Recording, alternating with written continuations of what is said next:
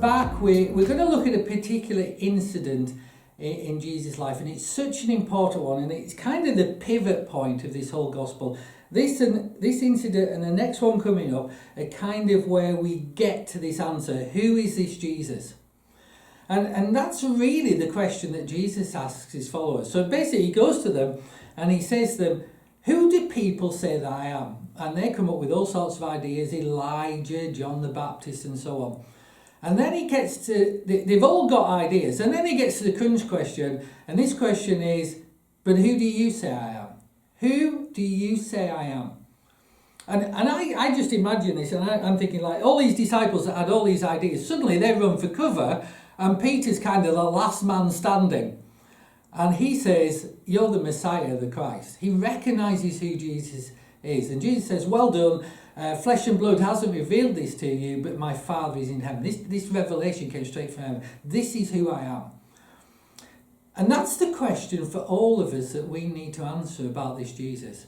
Who will we say he is? Who is he in our hearts? Who is he to us? Who is he when we're not at church? Who is he when we're going about our everyday life?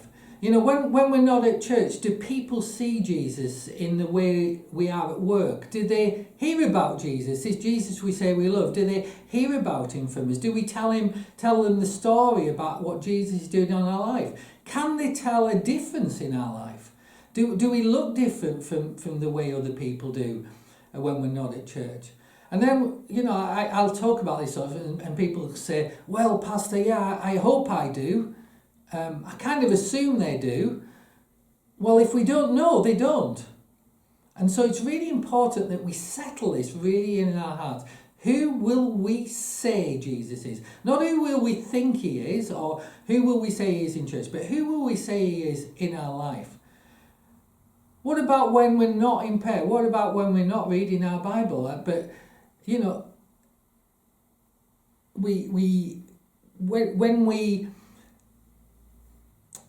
we get together with Jesus, when we're in what Christians call the secret place, but basically that's the place where you meet with Jesus, the quiet time that you have where you spend listening to the Spirit, reading the Word.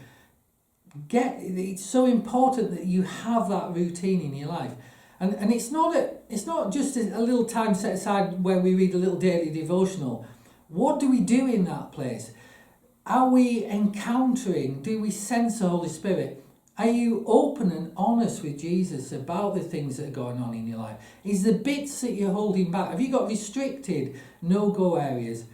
Is Jesus Lord? Who is he to you? Who will we say he is in our hearts, in those times we spend with him? Do we say some bits are off limits, or are we willing to let him into everything, to love us, to heal us, to change us, to set things right? Is Jesus Lord? That's the real question. That's what he was asking the people. That's what he was asking, and Peter answered. Is he Lord? Do we do what he asks us to do? And do we do it when he asks us to do?